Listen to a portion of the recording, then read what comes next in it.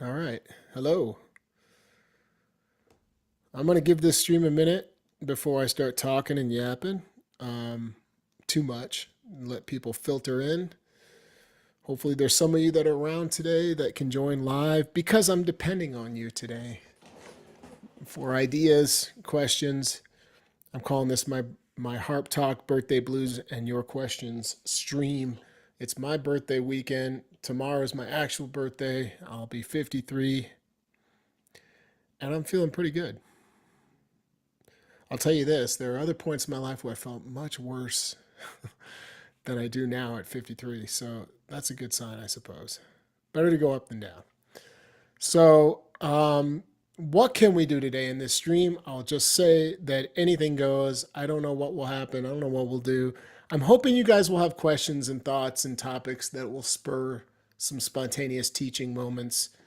And I'm not opposed to this being loose and just hanging, but it's good to see you. Thanks for joining this stream today. I'll catch you up on a couple quick things that have happened recently. Had a really cool class with Shane Sager, Nerves and the Anxiety of Improvisation. That was an amazing class that Shane put on. He built out a presentation that was stellar, so check that out. And I just finished a class, William Clark Blues is Killing Me, and that was a fun one too. So welcome to everybody joining. Hey, Travis and Pete, Eric, and thanks for being a member. Steve is here, and TN Kid, who always tells me that my real name is such and such, but I can't remember it right now. Maybe you can let me know in the chat. Thanks for the birthday wishes. You know, there's a cool class. I'll just getting this out of the way. Coming up on Sunday, I'm going to cover a long distance call. That's a classic Muddy Water song with Little Walter on the harp. It's a great topic for understanding high level accompaniment playing, where Walter is, he doesn't take a single solo, but he plays throughout the entire song. It's, less common, but it shows up in classics, and it's a cool song study. So if you're interested in that, you can go to harmonica123.com and learn about that. I think it's on the homepage, but maybe I didn't update the homepage. And on that note, I want topics from you guys. Yes, I did update the homepage. So it's right on the homepage. So if you want to get me a birthday present, you can go shopping on harmonica123.com. You can check out the class on Sunday. I've done enough. There's enough going on the website to where you can just scope it all out. And I'm working on some cool stuff coming up for the website. I hope that I can integrate this soon to share with everybody. So what's on your harmonica brain? Is it going to be on me today to come up with some cool stuff to share? Or do you have topics that you want to know about? Maybe you can give the video a like. We can get this video in more feeds and get a bunch of people here today. We shall see. All right. I am a Leo. I was born August 3rd, so that's tomorrow. And in fact, everyone in my family is born in August except for my dad, both of my brothers, and my mom. My mom shares the same exact birthday also with her mother. And that's kind of crazy. And yeah. So hopefully you've got an A and a C harmonica for whatever we do today.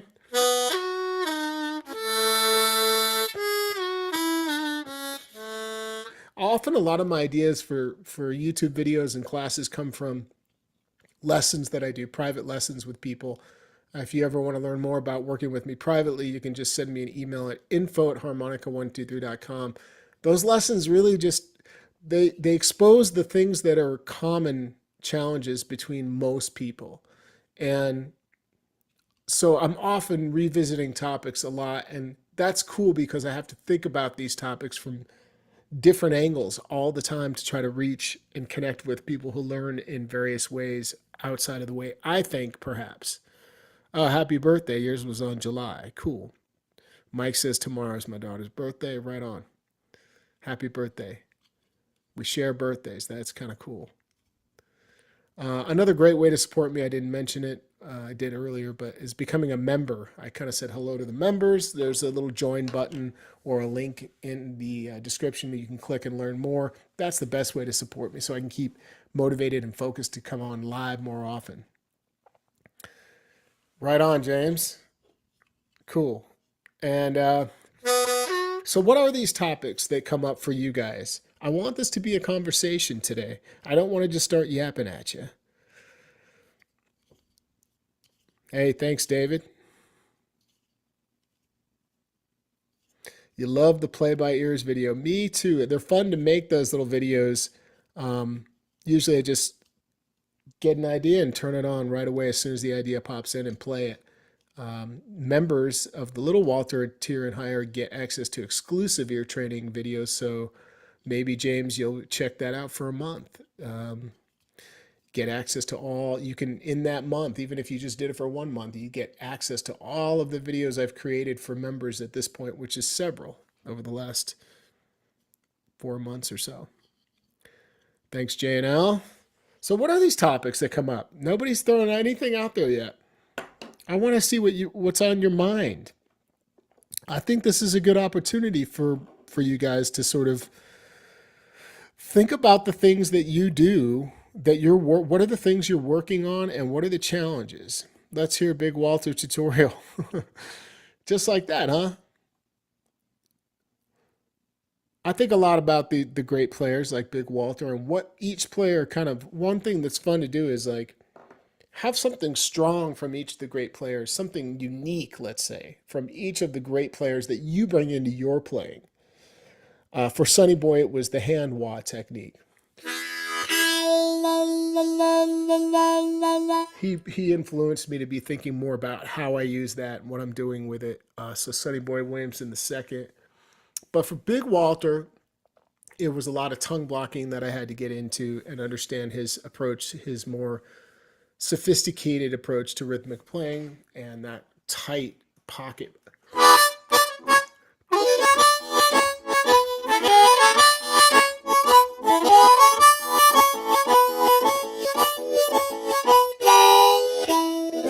And the other thing that he did also, and he talks about it in an interview, is also hand technique. So he had enormous hands. And I think that,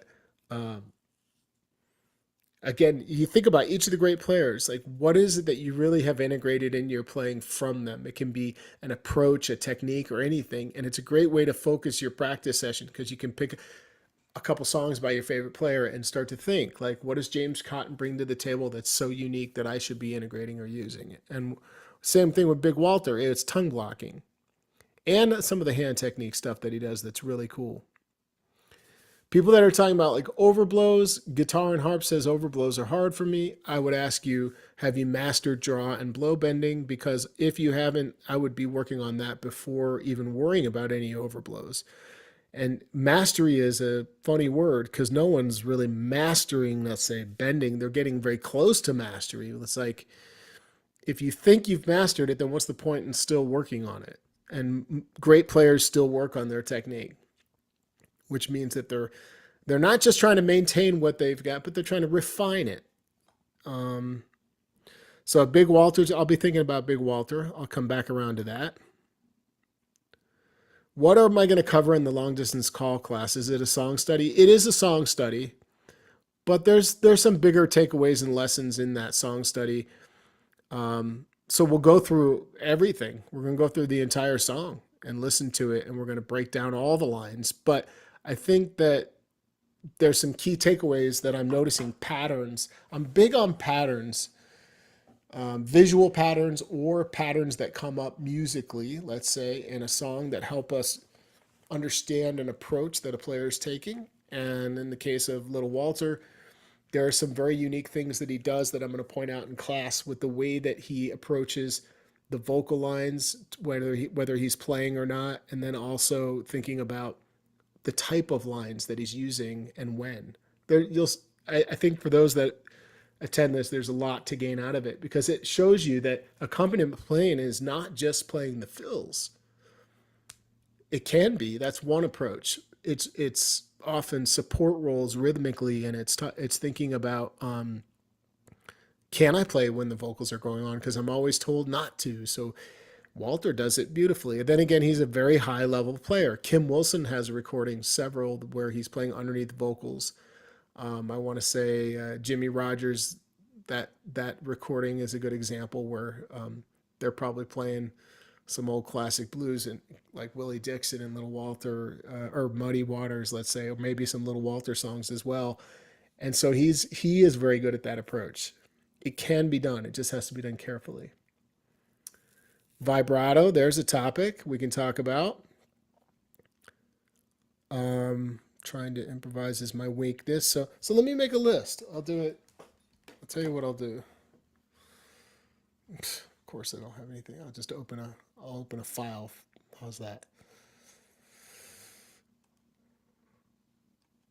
So we got Big Walter, Vibrato. What was the one I just said? No, overblows came up, but I'm not really. It's not my focal point. What was the other one? Thanks for the birthday wishes, everybody. What was the other one that came up? Somebody type it in the chat. I feel like I called it out already, but now I lost it. Vibrato, Big Walter, improvisation. That's what it was. Where is it? Trying to improvise. So let's see what this list creates and what that jogs in my brain.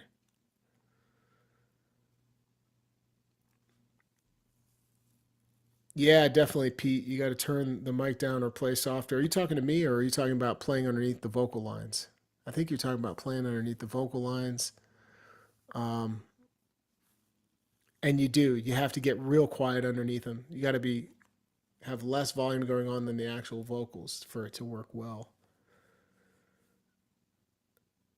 All right, so you can bend no problem, guitar and harp, but think about it. And I'm only going after this again because a lot of people are in this category.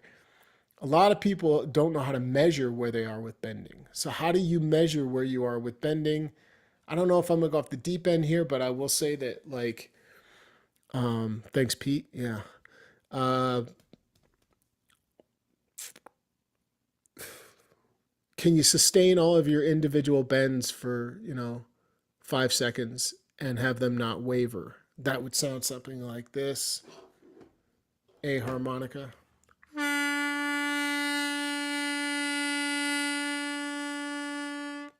Half step.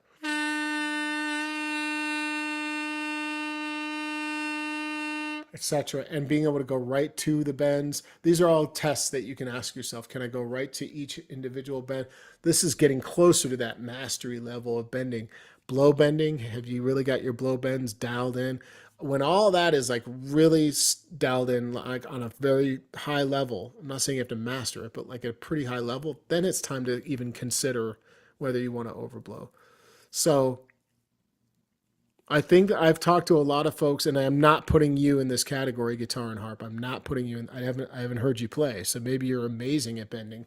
But I have talked to a lot of people that say, "Yeah, I can bend," but then I hear them bend, and I hear all the deficits. So look out for that stuff. Try to figure out where you are with your playing, and really tackle the stuff that you tend to ignore. Go after that stuff first. Most people ignore the things that are challenges and that are difficult. Thanks for the birthday wishes. It's like, hey, Ronnie just came on to get a bunch of birthday wishes. No, I didn't. And thanks for being a member, Basebone. Appreciate you. Thanks to all my members that are here. That's a great way to support me here on my birthday. Check out the membership. Become a member for even just a month to see what it's like. I'm talking about doing a free member class in September. So now would be a perfect time to sign up in August. Check out all the stuff that's already on the membership page that you can gain access to on those higher levels.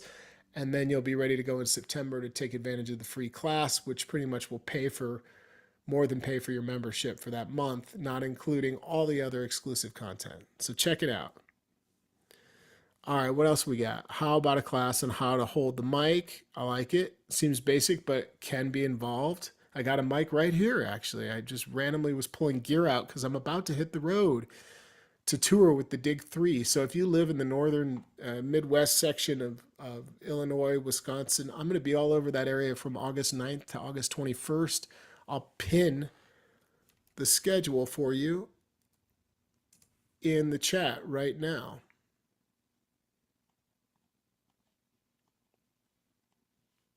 Here we go. That's the schedule. Maybe I'll be coming to your neck of the woods and we can hang out. I've pinned it at the top of the chat, everybody. So I do have a mic, so let me add that to the list. Holding a mic is usually when we're playing amplified through the amplifier with a mic. And some of these don't have addresses, by the way, but you can kind of look them up. I wonder why he didn't do that. I'm going to have to ask him. I'll be as far south as Springfield, Illinois, just for one gig and then back up north. That's on August 12th. There's some cool stuff, so check it out. So I got the mic down, and then I'll start talking about some of these things. Low tune harmonicas, are they more than just chugging? I think so. I love the topics are coming in. I love it. This is what I needed. I can talk off the cuff, but I got to get some good topics. Thanks for the info on long distance call class. I'm signing up for sure. Yeah, I'm going to go into deep detail. I've already decoded each and every single note and lick. That part's done for me. I'm in my revision process where I've already revised it enough to where I'm confident I could do the class today if I had to, but I like to constantly revise just to see if I can catch any other nuance. So thanks for checking out the class. I'd love to see the Dig 3. Let me know when you come to Boston. Nothing yet. But I'll be coming back to Boston. I do make it to Boston I've been there a few times for harmonica events.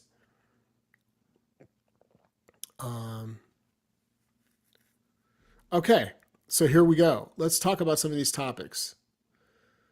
Well, Big Walter, I don't know that I'm going to get into like a class on a Big Walter song, but if you're looking to get into his style, the big song studies that everybody tackles first, and I kind of agree that their great ones are Easy by Big Walter, and then also Big Walter's Boogie. Big Walter's Boogie is a little more involved.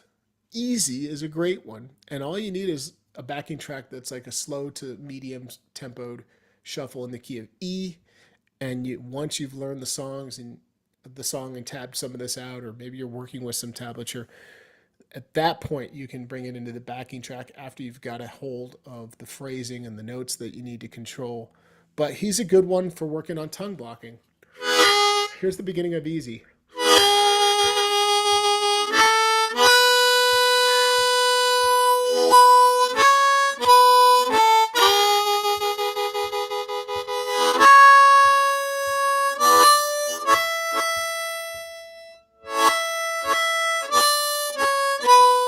Trying to slow it down for you.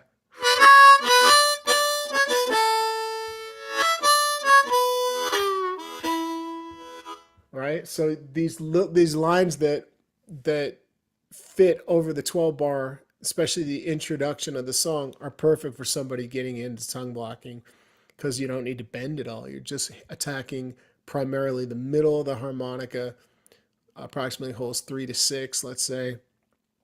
And so I would be studying Big Walter.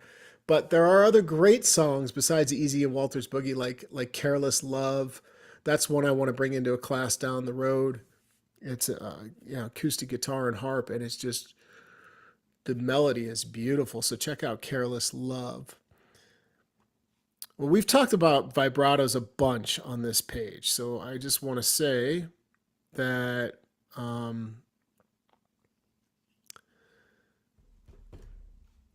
vibratos are something you got to let come to you. For how many people are put it in the chat? How many people are working on vibratos currently, or they feel like they're not there and they need some sort of boost in the world of vibrato? Let's grab like a C harmonica. Again, this is a topic that's talked about a lot, but I think that it's okay to revisit these things and give you some reminders. Vibratos are something that I think is best accomplished by not trying to bend too much. That's the biggest mistake I see with most people getting started. They're bending. They're focused on the bend part of it, when really it's the pulsing of the air and the relaxation of the throat and epiglottis to get this spasm to come out is really what's happening. It's a spasm where you're just going, and this thing releases the epiglottis. So it starts with this very mechanical sound. Breathe in and just pulse your air. You should hear that sound. Let me get the mic right there. Hear that subtle little clicking of the epiglottis when you do it right. And if you can do that, you don't really need to bend or intentionally try to bend on the harmonica. C harp, 2 draw. 1 draw. Cool, Chris, you working on it? Yeah, it's like an inward cough, but we can even start with it, thinking of it as more gentle at first, like a pulse, and then maybe a cough, like an inward cough. But like just the pulse itself of just getting, slow it down, be mechanical, work on the timing, and pop out your metronome. If you have a metronome on your phone, it's really nice to be able to work with that. Let's see what this thing sounds like. It's 60 beats per minute. Triplets work well. So you could take your metronome and then go 1, 2, 3, 1, 2, 3, 1, 2, 3, 1, 2, 3, 1. But do that with your breath on the inhale on 1 draw.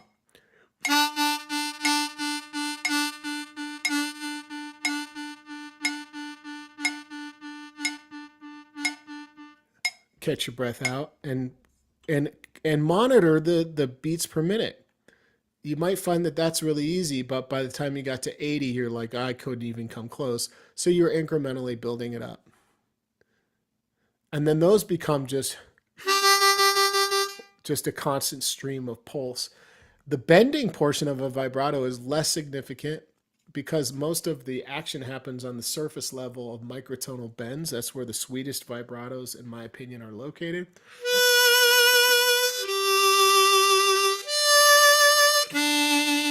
Versus trying to really crank it down. That's a choked out 2 full step, not as usable or friendly in the vibrato world, but a half step. That's pretty bluesy. So the half steps are where you want to live at the lowest point for the most traditional vibratos. That's my tip, which means that you can take 3 draw, bend down to the half step, and then pulse your air. If you love this topic, I've got a class called Blues Harmonica Technique, Essential Blues Harp Technique, and I've covered some other classes. I want to say at least one other. If you just go to Harmonica 123 and type in at the bottom under Search Products Vibrato, it'll bring up everything related to the topic, anything you type in. So I think, again, with vibrato, less is more. That's my talk on vibrato for a moment. Starting off a blues with a do you mean band or bend? That might be a great topic, starting off a blues with a band. I think that's what you meant to type. And if so, that's a really good topic, guitar and harp. Thinking about how to just kick off a song, like take one idea at a time, like a medium shuffle is like a great place to start. And how would you do it? Tell them it's a shuffle and count it out. 1, 2, 3, 4, and in we go right there. It's really not too hard. I think a lot of people overthink the working with a band or calling off a song, but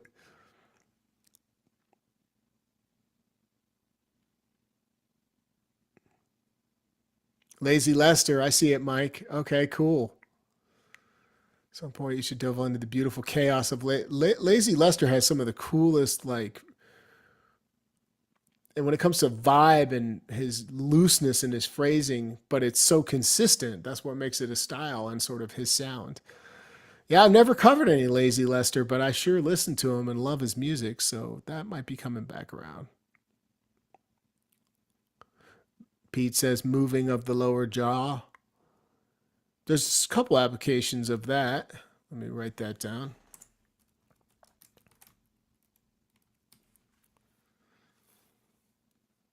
Okay.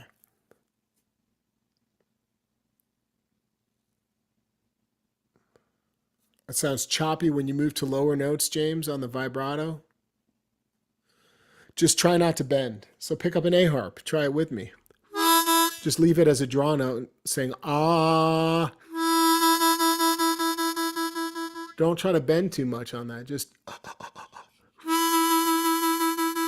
let the tongue drop all the way. And then if that's working, you can slowly come back and microtonally bend. Versus trying to bend it too low. Most people go too low. Do I ever use the jaw when adding vibrato to draw and blow bends? I do. Can work on both draw and blow. It's less common for me to use it on the draw bends, more common on the blow. I can take the 9 and just open and close. Let the jaw go up and down. Same with like the full step on the 3. That's a good note. Or the throat. So either there's validity in either approach. I think the jaw gives it a softer, more mellow vibrato if I had to pin it down.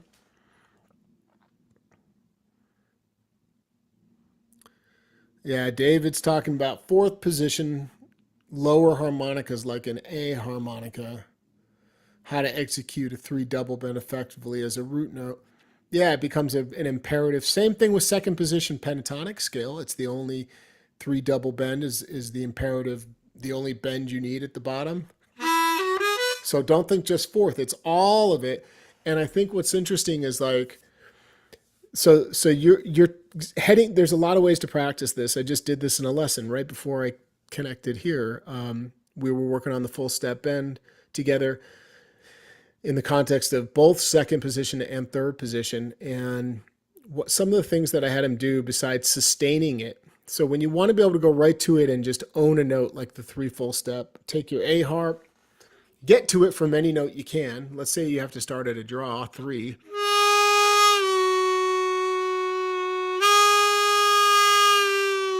First, you just need to hear the note. You need to get the piano app or a chromatic instrument and just get that note in your head.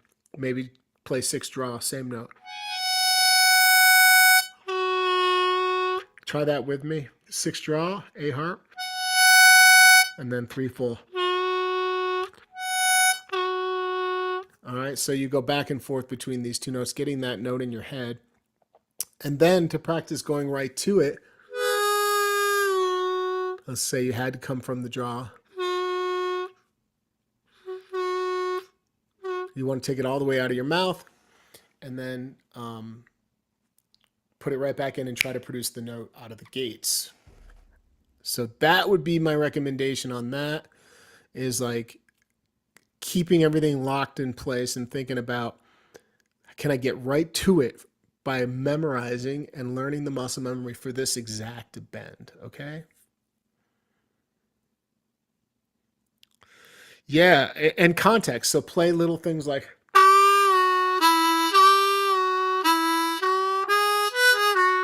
something that maybe descends from the half step on 3 draw. And spend more time and dwell on the full.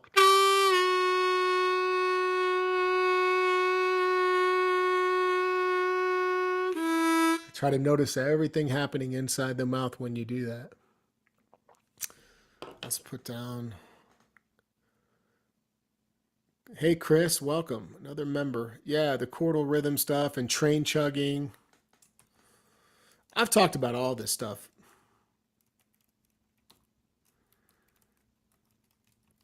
In fact, that was another topic I did with this guy in the lesson that I just ended. Little Dre, what's up? Thanks, Shane. And so we got a couple topics floating around now that I haven't talked about. I haven't done a class on Oh Well by Junior Wells. I'll have to check that out. Oh, I'm trying to think of how that starts. I don't have that in my head. Let's see if it pops up here.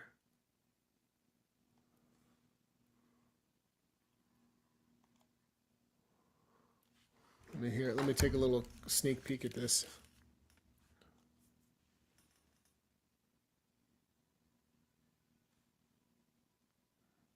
You guys want to hear this?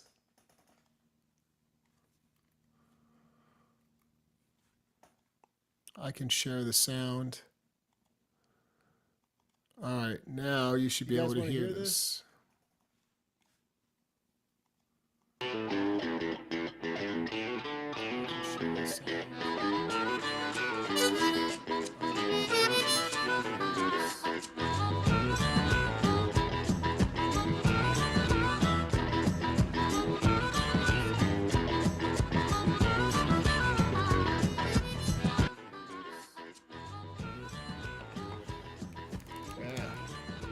That's pretty sweet. You'll get it. It's second position on an A harp, everybody, if you haven't figured that out.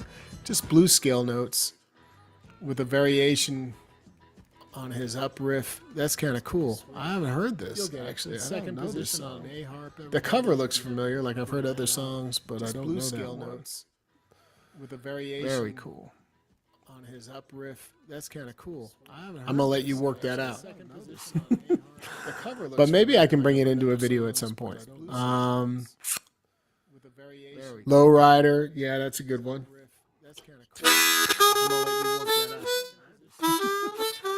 But maybe I can bring it into a video at some point. Low rider. Yeah, that's a good one. There's a good practice on the 2 full step bend. But maybe I can bring it into a video at some point.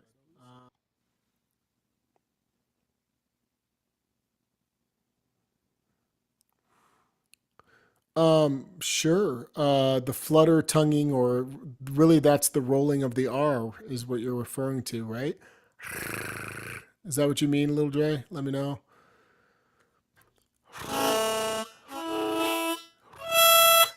Gary Primich and Big Walter. Obviously, Gary learned it from Big Walter, but you'll find a lot of examples of how to use it in their playing. And yeah, so it can be used. Yeah.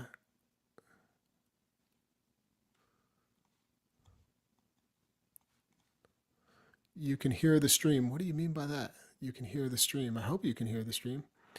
I don't know how you would do it on the inhale on a 5 draw. Usually it's only used on the exhale. Because once you inhale, you can't get the rolling R.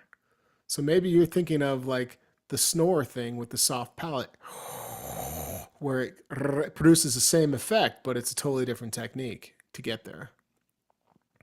All right, now we got all sorts of stuff popping up. So train. I've talked about that one a little bit. Who knows where and what stream where that would have been.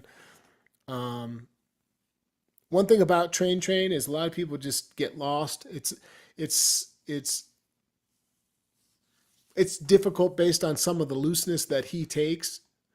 So if that makes any sense, I don't know how to describe it. That's not as easy as you'd think, is what I would say.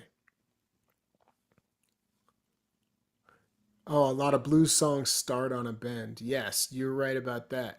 And that's why I want people to practice going right to the bends, like we talked about earlier. It just opens up gates. Most people don't start ideas on these bends. So make it a practice point. Like pull out a harp and, write out your scales, a reminder, look at where the bends are, and then start ideas just right on those notes.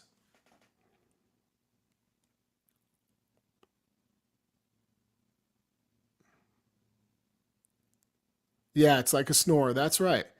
The best example of that is what's his face? West Coast player, been around a long time. More country blues. Oh shit! Why can't I think of his name? I did an event with him in. Let's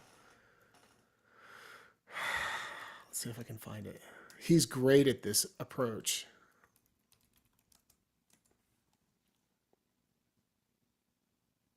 Just want to see if I can come up with his name real quick by typing in something. No. It'll come to me, though. All right, so let me go back to the topics that we have. Let's talk about holding a mic for a minute. How many people own a bullet mic? Is an A-static. How many people have this mic? Or a shell that's comparable to either this? Anybody?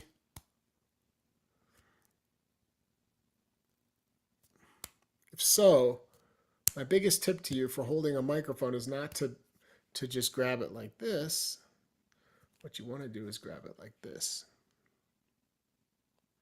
So the big secret is to have just 2 fingers on the harmonica.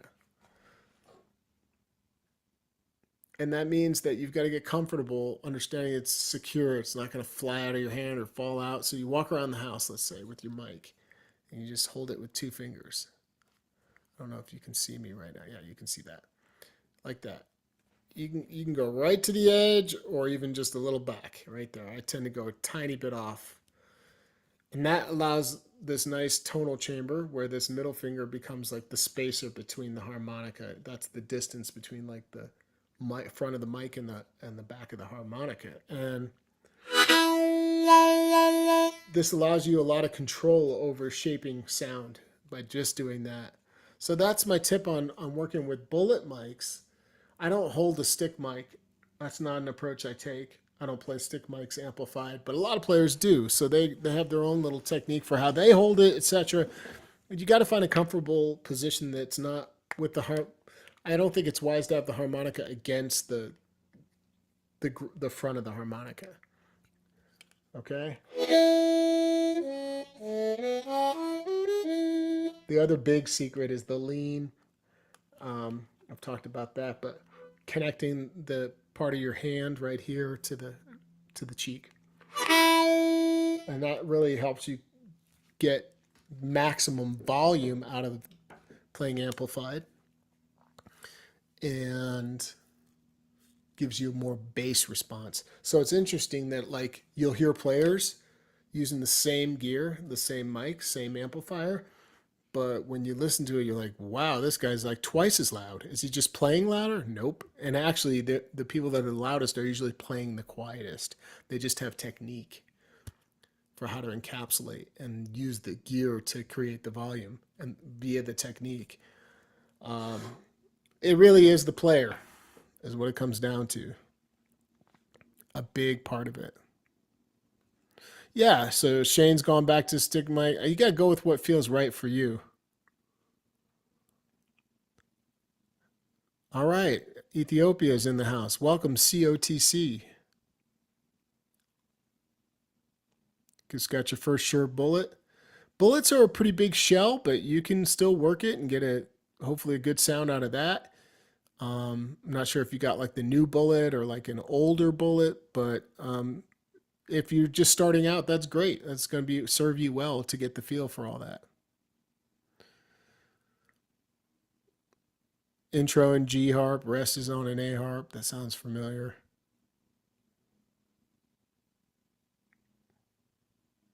Yeah, I've heard the fast tremolo that he does with that.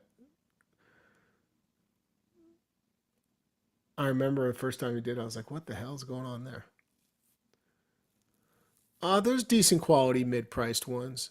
You could get a decent one for about 150 to 200 bucks if you take your time and you're patient. Usually a really nice one though is closer to 250, let's say, and up from there.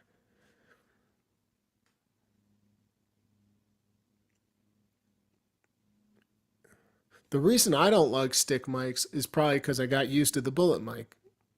That's what I'm used to. But I also find it doesn't leave as much room because the stick mics have a tiny circumference that we grab then that's all squashed. Then where's the tonal chamber? You know, like you still have to hold the mic. So by default there's a restriction, and I think I never got used to. But there's great players that use Butterfield, Ricci. You know, there's killer players that use a stick mic just fine and they're getting great sound. So I know it can be done. I'm just speaking from my own experience. I can't stand picking up a stick mic playing amplified. It drives me bananas. I can do it in a pinch, but it's not my preference.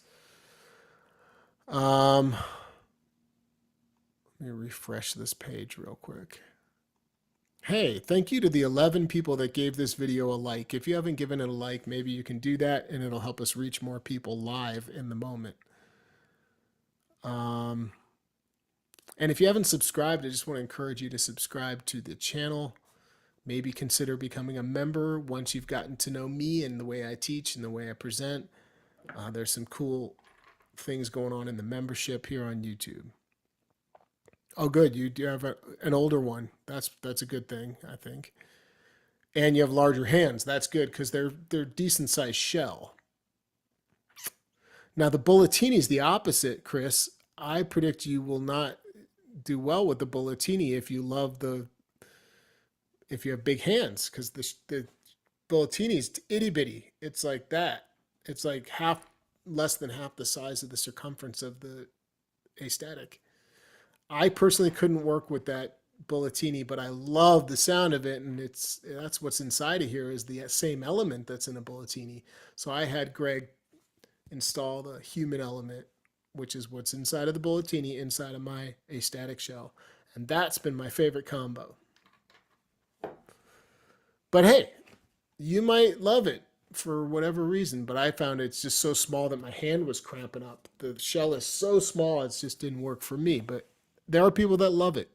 You never know. You got to try it to find out. The Calrad. Yeah, that was like really popular for a while. I feel like people were trying to find those. Right on. MP Harp sax. Cool. And the Hohner Harp Blaster. Yeah, the Hohner Harp Blaster is right between, size-wise, the Bulletini and the astatic. It is definitely smaller than an astatic. I wish that it was a tiny bit bigger. It's still a little too small for my preference. But I like the sound I'm getting out of it, especially with smaller amps, like 5-watt amps. It drives it perfectly. Like that mic, the Hohner Blues Blaster, coupled with my Supro Spectator from 1957 is a killer sound. It's like a match made in heaven. That's right, Chris, if it ain't broke. I mean, this kind of true, because then you're spending your money to figure out, and it's expensive to figure out what works for me, harmonica-wise, gear-wise, microphones, all the things that we might buy that also accompany our playing. And often you're spending several $100s to figure that out. It's worth slowing down that process a little bit, unless you just got a great budget and you're not worried about money. Well, then go to town. But like for a lot of us, we need to be a little more cautious and think about I mean, you can always sell something, right? But you will typically lose a little bit of money. Not always, but sometimes lose a little bit of money in the process. So back to the list, low-tuned harmonicas came up. A low F here. I don't think they're made for just chugging. So I think the higher keys, especially like low D, low E flat, low E, and low F and low F sharp, are great examples of harmonicas that are low tuned, if they're low tuned, we're talking about, to bring into improvisation, not just chugging. Play amplified or acoustic, because the bending is much more accessible on those low tuned versus like a low G or a low A or B flat, where the bends become, for the average person, much more difficult, less attainable. But by sticking to these other keys, like a low F,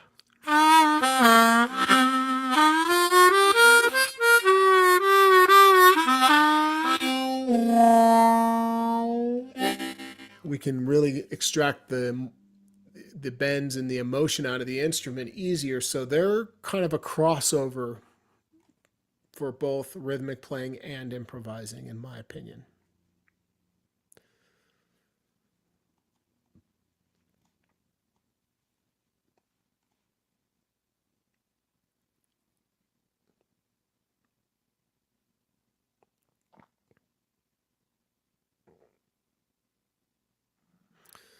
Yeah, the trills and the warbles, there's two different techniques that fall into that category. One's a head shake, like warbles typically just mean head shake. But you can also do that uh, puckered or tongue blocked, right? It wouldn't matter. That would go either way. You could do the warble tongue blocked or puckered. Then there's like playing like the split, where Walter sometimes kept his tongue, the tip of the tongue, right on the harp and went side to side like a warble. But then there's more of like trills. People often refer to trills as the tongue wag. So this has to be done in a tongue block fashion. And that's that more of the tongue switching effect of, or loosening of the tongue where you can get it to go back and forth. I don't have a very fast one, but it's effective enough to where you get that trill going side to side with the tongue. So they're kind of different techniques. Oh, I've heard of Bone Daddy mics. Sorry if you hear my stomach growling. I haven't eaten today. I remember that name from a long time ago. Wow, that's a blast from the past. And Technobird I've never heard of. Did your cow rad? I love it. David says, uh, do you always carry a harp with you when you go outside? No, I don't. But sometimes I do. And how many harps do you carry? Usually just one or two. Unless I'm like headed to something musical, then I might have like 2 or 3 harps in my pocket if I think there's a chance I might be playing and sit in, or who knows. But like if I'm just out and about, I do sometimes bring it in my car. I don't have like a stock harmonica that lives in my car, believe it or not. I used to, but I don't anymore because I was just worried that like the elements would get to it. The inside of a car is like 160 degrees, 180 degrees when it's hot out or whatever. So I don't know. I'm sure that's not great for the reeds over time, but they seem pretty resilient. I've had harmonicas that sat in sub-zero temperatures for several hours or overnight many times with no problems. So who knows? Longevity wise, I don't know. Pete is an unofficial spokesperson for Bone Daddy. Right on.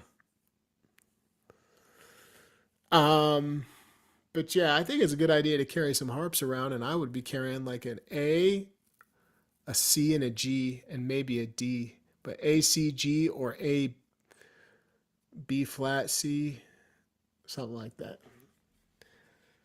Those are my favorite kind of keys to carry around and work with. Now, somebody mentioned jaw movements earlier, and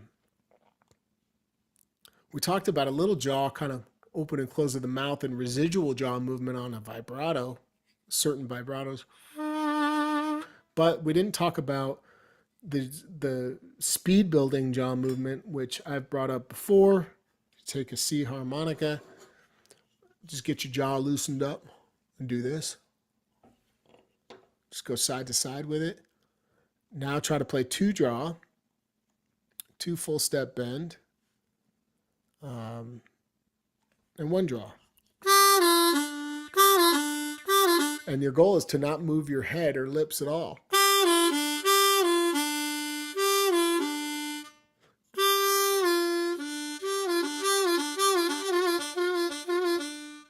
So you shift the jaw to get the note below, and it also works going above. From 3 to 4, let's say.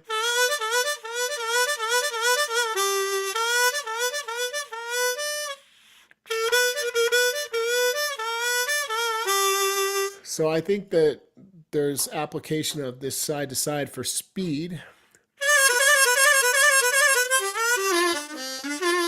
And I know that all the players that I've kind of connected with over the years that are really high level players tend to use some of this when they're building speed. It's one way, it's one angle to do that. Yeah, you're right about that. Thanks for the reminder. Pete says, just don't leave a crystal mic in the cold or heat. Yep, it'll kill the crystal for sure. It may not kill it the first time, but it's going to degrade it big time. Yep. Chris, you're eager, man. It's okay to carry 7 harps at all times. No, it's not too much if you don't mind carrying it. I mean, but if you're taking a walk, I don't think you need seven harps, right? Like we could probably agree on that. But if you're out and about and you're gone for the day, I mean, you never know. You might hear a song and you're like, whoa, oh, I love this. And right then and there, you want to decode something. The more harps you have, the better in that case. I should probably get in the habit of carrying it on my walks, but usually for me, the walks are meditative in a different way, and I don't want the distraction of the harmonica. I want to be present in the moment and absorb everything happening in my surroundings on the walk. And I want to get up in my head often and work stuff out and think about things. And so often I think it's subconsciously intentional perhaps that I do not carry it. I guess that's why. Another topic that came up was chugs and trains and all that. I think it's great to have practice and use a variety of rhythm practice so that you stay engaged. You don't just have one single rhythm that you're always practicing because it'll get stale, it gets old. And rhythm is such an important thing to practice um, because it's going to translate into beyond just your rhythm playing that you do on your own, beyond just these kind of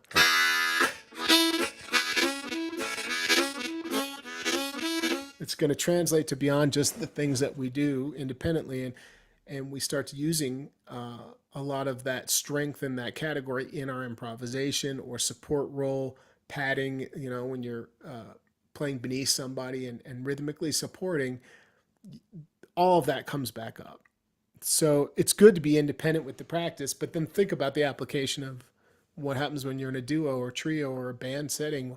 How do you use rhythm playing? Well, we're not just chugging.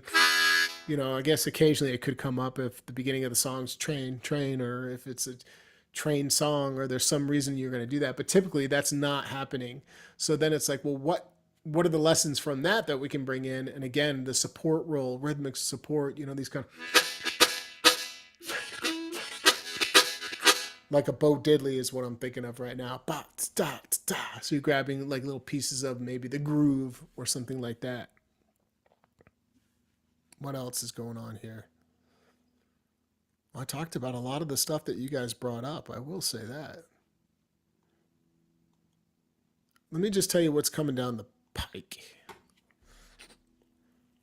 I mentioned it at the beginning of the stream, but I'm heading to Chicago August 9th. And then we got a bunch of gigs in and around Wisconsin, other parts of Illinois, Chicago, etc. So if you look at the schedule that I pinned at the top of the chat here, you can find out where I'll be with the Dig 3. These are some really cool festivals and other venues that we're going to be playing. It's a mix. So I'm going to be on the road for 11 days, and it's going to be a good stretch. And I hope to connect with some of you out there. The Dig 3 is doing real well. We got nominated for Album of the Year and Best Blues Band, I think. Those are the two categories. I hope I got that right. Pretty sure I did. And that's exciting. You can vote for us. I've never put that out there. Maybe I put it on Facebook once, but you can vote for us. I'll put the link in the video description later, so you can just check it out if you want to vote for us. I lost my page. Hold on a second. All right, I found it. You can vote for us. Yep, there it is.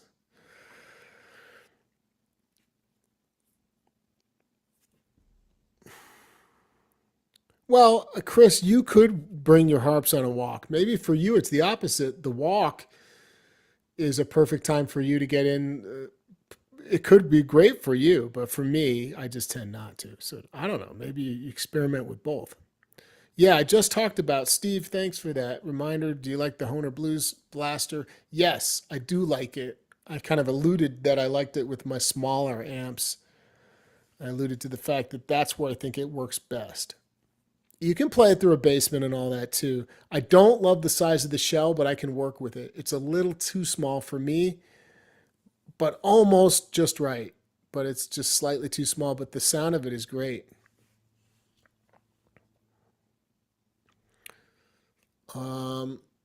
Let's see what we got here. Normar. I like working a vibrato into a 3-draw half-step bend. Yeah.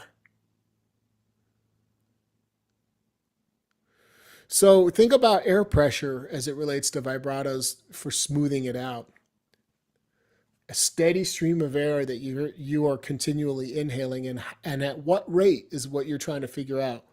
What rate of airflow in is the best rate to control the average half step, let's say, bend for vibrato?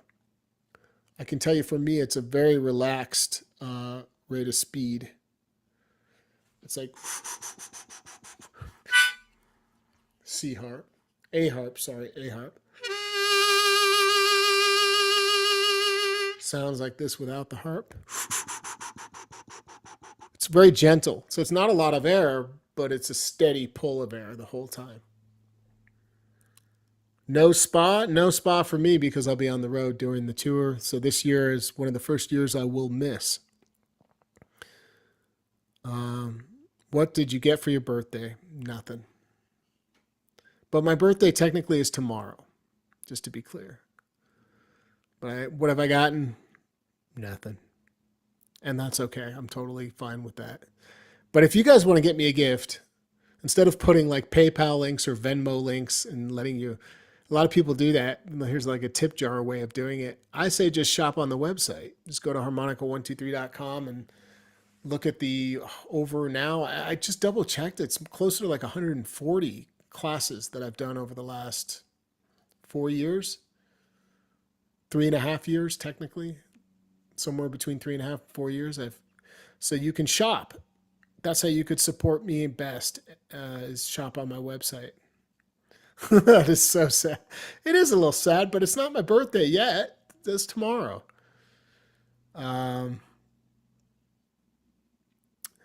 Chris, that question, recommended amps, depends on what your budget is and what your needs are. So what are you going to use it for, and how much money do you have to spend? You answer those two questions and I can help you. Because there's a million small amps that I could recommend. And there are some big amps. There's plenty of big amps that sound great, but they're budget dependent. If you've got the budget, that opens things up to other choices. And in the middle, in the mid-size amp range, there's a lot less choices is what I've found. In the 20 watt to 30 watt range. 20 to 30 watts is a much more difficult thing to nail down. I've played a bunch of like harmonica amps, all of them practically that are on the market, and I just don't love them. They don't work for me. They sound too unnatural. They're trying to create the breakup for you and all these things, and I don't like that. You can get breakup through technique, the amp breaking up. So let me know what you're trying to do with it. Are you going to use it as a practice amp? Are you going to play at home? Are you going to go to jams? Are you going to, what do you want to be able to grow into it or just have it for now? You know what I mean?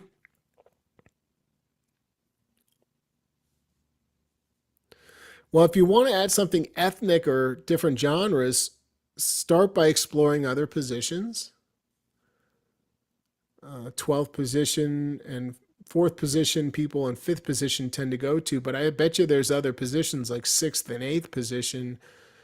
And I can't think of the position right now or the scale that would open up more of that.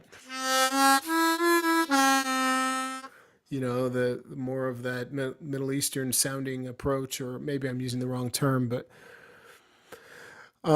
and beyond exploring new position work, because you can play ethnic stuff on 2nd position in any position technically, get the inspiration, figure out like start listening to music that falls under that category that you want to learn, and then start thinking, what could possibly, is there anything I'm hearing where I feel like harmonica could fit in this?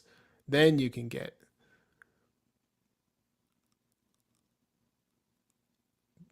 So I don't know a lot about that, but I'm trying to think of ethnic stuff. world music. Listen to what Howard Levy has put out. He has recorded a lot of world music, some diverse ethnicity represented in his music. So check out Howard Levy and Sandy Weltman for players that are kind of delving into that style of music. A warm, crunchy sound for the amp for the best buck. Well, again, what's your budget? It matters. Um, I think, if you buy a harmonica amp where like a builder's building it for harmonica players, like a boutique amp or something, you're going to spend more money. There's a premium because it's hand built and they're typically modifying or hand building these amps. Like the Stage 5 was a modified amp. They're not being built anymore, by the way. So if you have a Stage 5, hold on to it, or sell it at a premium, perhaps. And so Stage 5 would be a good amp if you can find a used one. There's an example of a small, loud 5-watt amp that's been modified for harmonica.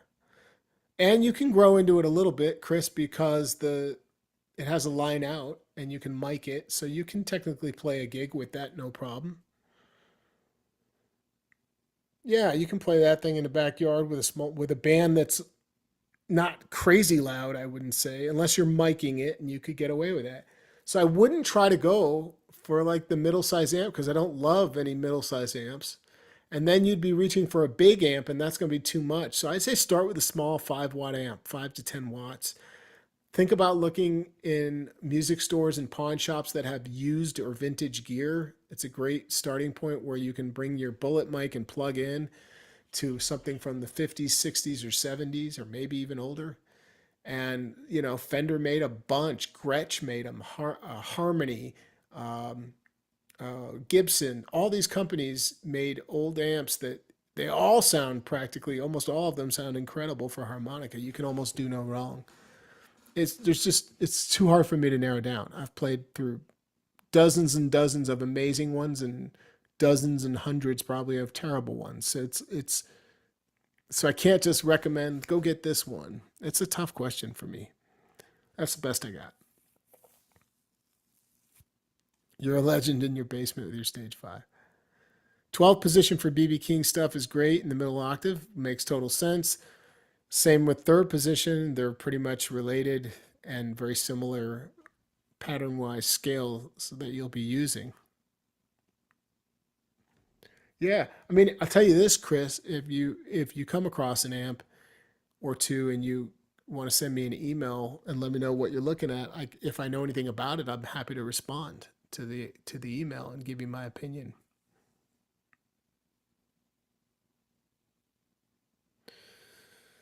How to set it up, the sound so the frequencies would not match up with the guitar, especially through the PA. I've never thought about it like that, I'll tell you that. But what I have thought about is just getting a good sound out of my amp first, right? That's step one.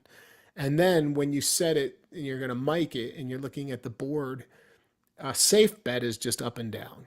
Just everything straight up at 12 o'clock with the, on the board, on the mixer where you plugged in, not your amp. I'm talking about the mixer.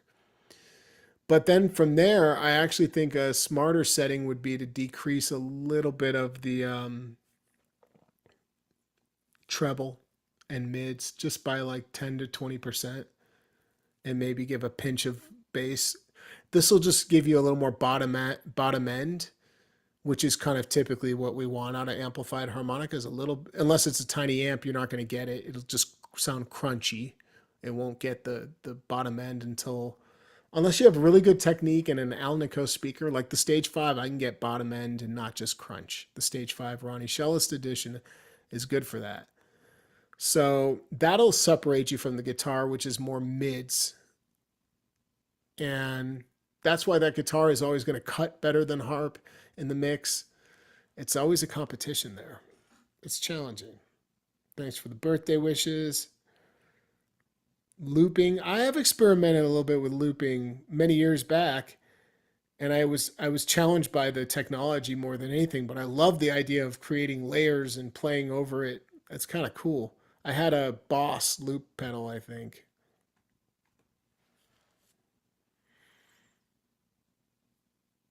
So David's got this thing where he's talking about when he draws in on a hole, sometimes he's noticing air coming in through the nose. I think you just gotta. Um, we don't want that typically. Is my response is like that's not a desired thing. It's because if we're breathing in through the instrument, it's in our mouth. We're losing air at that point when we accidentally inhale through the nose. Go scuba diving. You know, if you're near water, you won't be breathing through your nose, right? When you're scuba diving, you just be breathing through your mouth through the thing. It's the same concept. We want to just, but you're not alone in this challenge. There's a lot of people that are like, well, I can't control it. How do I work on making that go away? I don't know. You don't want to pinch your nose and practice like that. That's silly. That doesn't make any sense because you're not going to do that when you're playing. Um, Work on diaphragmatic breathing. Develop awareness of just the diaphragm pulling the air, not here. Even though you can diaphragmatically breathe through the mouth and or nose, there's more of a connection with the mouth and the diaphragm for me because we have to play through the mouth always, not the nose. So I would work on just slow in and out and rhythm things that you can do just and keep your finger below your nostrils maybe to see if you can gauge whether, or maybe for you it's obvious. It's a tough one and I'm not sure. Maybe somebody else has a tip for you. It's a kind of a hard one to problem solve.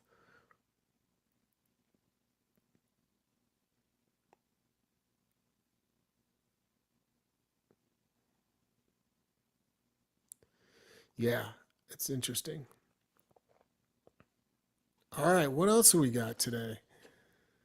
Let me see if I missed anything up in the chat.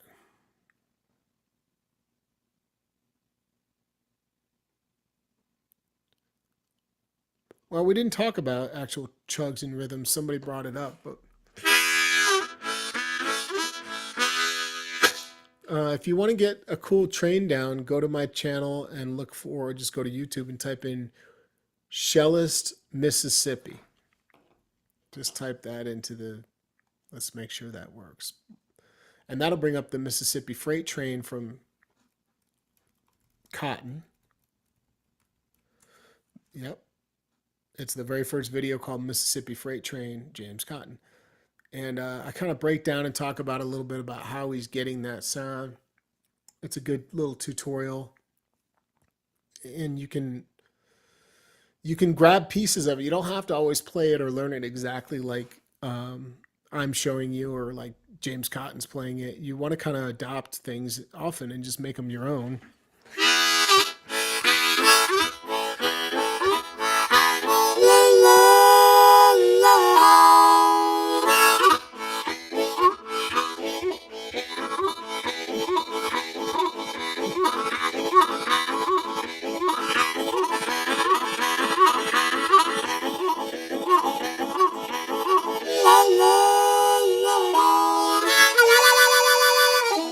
You know, you bring in the little train whistle effects with the hand and dirty notes.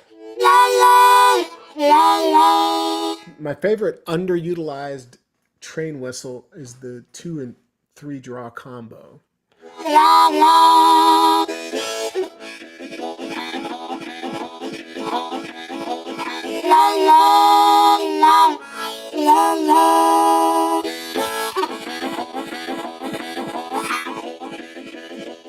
So you get one thing that again I was talking about this with a student in the last lesson is the challenge he was having, and this is common, is like I got to this certain speed, but I can't get anywhere else beyond that. I'm having a hard time breaking through wherever your max speed is. And a lot of that comes down to letting go of the mechanical approaches that you learn to get you to the speed that you got to. So you hold on to this process, right? Where it's like like where you're learning something mechanically, like a vibrato or a rhythm playing, where you're breaking it down to the essence of what's going on, but then eventually you just got to let it go. You got to stop being so rigid with it. And you'll find that the diaphragm, the epiglottis, all these different parts of the body, they understand. They're smarter than you. They've got memory and muscle memory that they can tap into that you've been training. And when you get out of the way and stop trying so hard and thinking about it, often things like faster playing come out, new phrasing. So maybe there's something there for you in that advice, if that's you.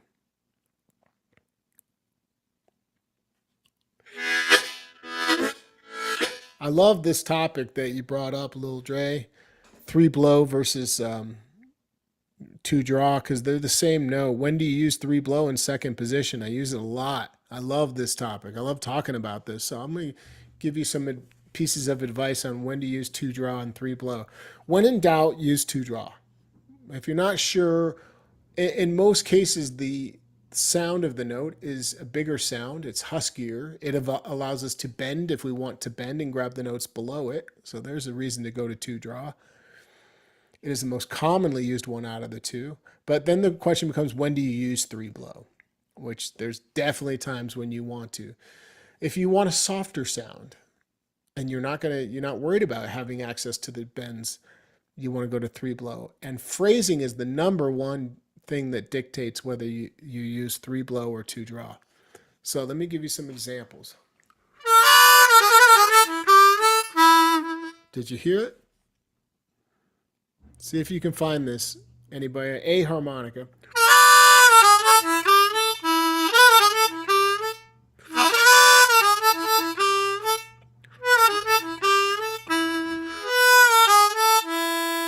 Right there. So anytime there's fluid and gentle or faster phrasing where we don't need the two draw based on the reasons I already mentioned, then think three blow. Sometimes you can go either way, like that riff. Or three blow. Either way, it could work in some circumstances, but usually it's the phrasing that dictates when you want the three blow. Like Billy Branch has this cool riff. And when he plays that, he's going four draw in this A harp.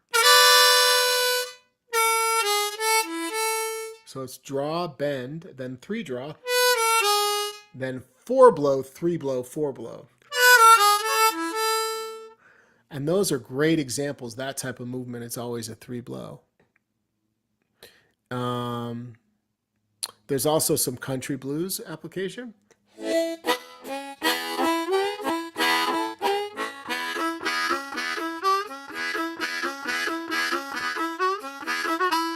These kind of things where we start on a three blow, then a two blow.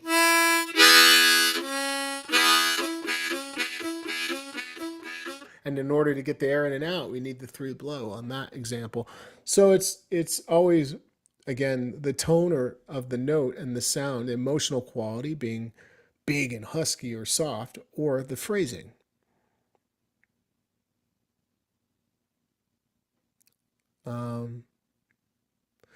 Like you can play the juke riff coming off a three blow.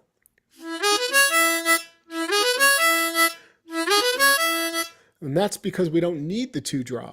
We don't need the huskiness of that note. And in fact, I would argue that the three blow is more fluid, for that type of thing.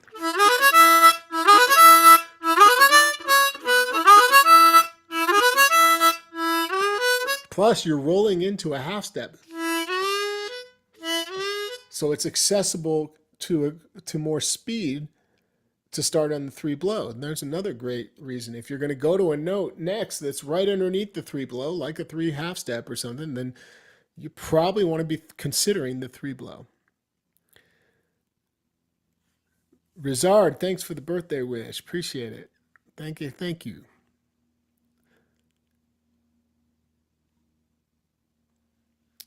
All right, y'all. I got a busy, busy day tomorrow running around. And then on Sunday, I'm teaching this class, long distance call, Muddy Waters and Little Walter. If you want to check it out, go to harmonica123.com and look at the homepage. It's a great way to support me. And if you want to buy me a birthday gift, just check out my classes. You don't need to buy me a gift. You don't need to send me a donation. You can just support me through the website. I think that's the best way. Because I have had people ask me that directly. How can I send you a tip? And not that I won't take a tip if somebody's like, no, I just want to send you cash. That's cool. But I'd rather people spend the money on the site. Then you get something for it and you're supporting me.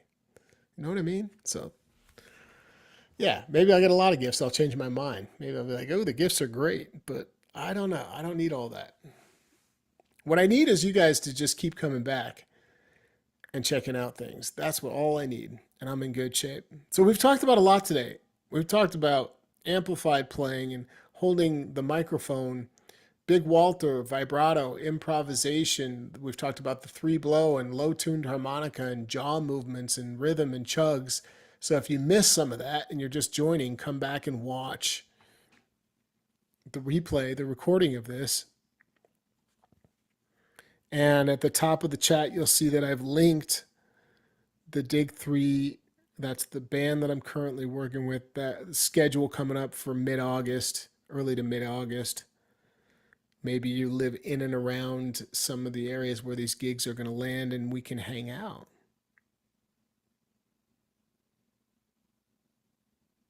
Yeah, and it's Stefan, you're right. Stefan says,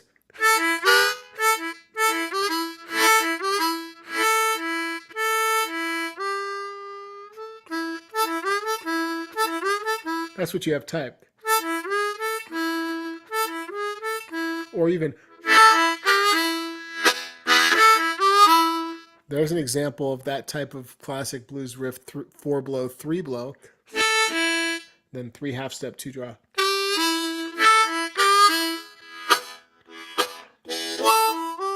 There's always 3 riffs that remind me of each other. This one, and this one, and this one. And the last one's not in second, it's in first. So every time I think of that riff, or any of one of those, it makes me think of the other ones. Thanks, B Flat. Appreciate the comment. It's not too late to sign up for Sunday's class. Tell you what, here's the link, you guys. Just check it out right here. Here's the link. You want to just click on it, make it easy. There it is. Let's connect on Sunday. This is a classic song that you should understand more about. Long Distance Call is just incredible. And there's only a handful of songs where he did that accompaniment, like Hoochie Coochie Man, where there's no solos. And you can learn so much more about the role of the harmonica when you're not, because let's think about it. Most people are just curious about improvisation. They're not thinking or worried about accompaniment, when really I would argue that your bigger role is accompaniment. I could argue that you need to have more of an understanding about accompaniment and when not to play and when to play and what to play and how to play it through examples than you do somebody trying to break it down and share with you how to improvise. Improvisation is a huge topic that takes a long time to, grow in that area. It's not an overnight deal. Neither is accompaniment playing, but again, the importance, if you're an amazing accompaniment player and an okay improviser, you're going to be much more desired by a band versus a powerhouse improviser, but you don't really ever accompany or don't know how to do it. They're not going to want that. They're going to be more attracted, my guess, is to the accompaniment player who really knows how to fill out the sound of the band and can play okay during the solos. They'd rather have that than a guy who can hit a home run solo, but then is just messing up the rest of it, playing when he shouldn't be, or not playing enough, or just, you know what I mean? So they're both important.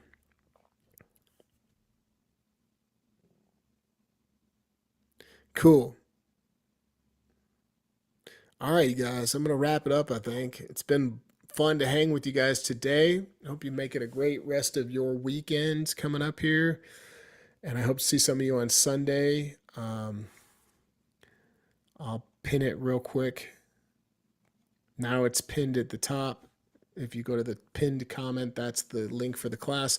I'll also put this in the video description when the stream is over. And thanks for being here and checking it out live. I appreciate each and every one of you. And thanks to all my members who are here today, or if you're watching as a recording and you're a member, I appreciate you. How long do you think it will be on Sunday? Well, everything's recorded, so you'll have access to the notes in the recording if you miss any of it. And you can download it too, not just stream it. But that class will probably run an hour and 20 minutes or so. And it starts at 1 p.m. Eastern. That's right. Yeah, 1 to 3 Eastern's about right. And actually, it won't go 2 hours. It'll be more like 1 to 2:30 Eastern. And it does say this on the product itself. When you click on the product, if you scroll down, you can see it says 10 Pacific, 12 Central, 1 Eastern. And it's on sale for only $20. You can join me live and learn all this and have the recording and the notes. It's a pretty good deal, like all my classes on the website. And on that note, make it a great one. I look forward to seeing some of you soon. And if I don't see you in class, I hope to see you on the next live stream. Thanks, everybody.